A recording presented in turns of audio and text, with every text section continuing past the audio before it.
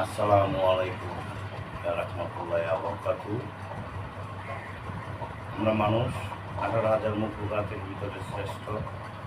আর এই মানুষের জন্য আল্লাহ পাক পৃথিবীতে অনেক প্রাণী পাঠাইছে। তার ভিতরে সবচেয়ে আমাদের কাছের প্রাণী গাছ। গাছ আমাদেরকে ফল দেয়, ছায়া দেয়, গাছে আমাদের বাতাস দেয়, রোগের জন্য ওষুধ তৈরি করা হয়। আমি আজকে 45 বছরই রাঙামাটি, খাগড়াছড়ি, বান্দরবন এসব পাহাড়গুলো ঘুরি। আমার বাড়ি রাঙামাটি ডিস্ট্রিক্ট, লম্বুডুবাইনিউ।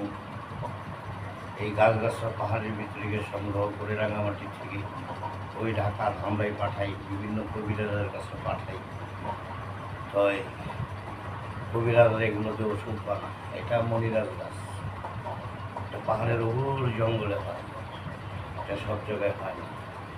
এটা খেলে গ্যাস্ট্রিক ভালো হয়, মুখে রুচি আসে, বল শক্তি বাড়ে, ঘনপ্যাস্তা ভালো হয়। এটা ভালো একটা গাছ। বিজ্ঞান গাছ নিয়ে গবেষণা করে এই মেডিকেল ওষুধ বিভিন্ন ধরনের জিনিস বের করেছে।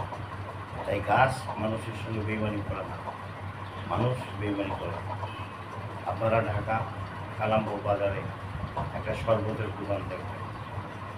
এই গাছগাছরাগুলো রাঙামাটি থেকে বহুদিন হয় ওখানে পাঠাচ্ছি। ওখানকে একজন কবিরাজ, মাসুদ কবিরাজ, ওই মাসুদ কবিরাজ এই গাছগুলো ওনার এখানে নিয়ে ওষুধ বানায়, শরবত বানায়, মানুষকে খাওয়ায়, অল্প খরচে খাওয়ায়। আসসালামু আলাইকুম রাহমাতুল্লাহি ওয়া বারাকাতুহু।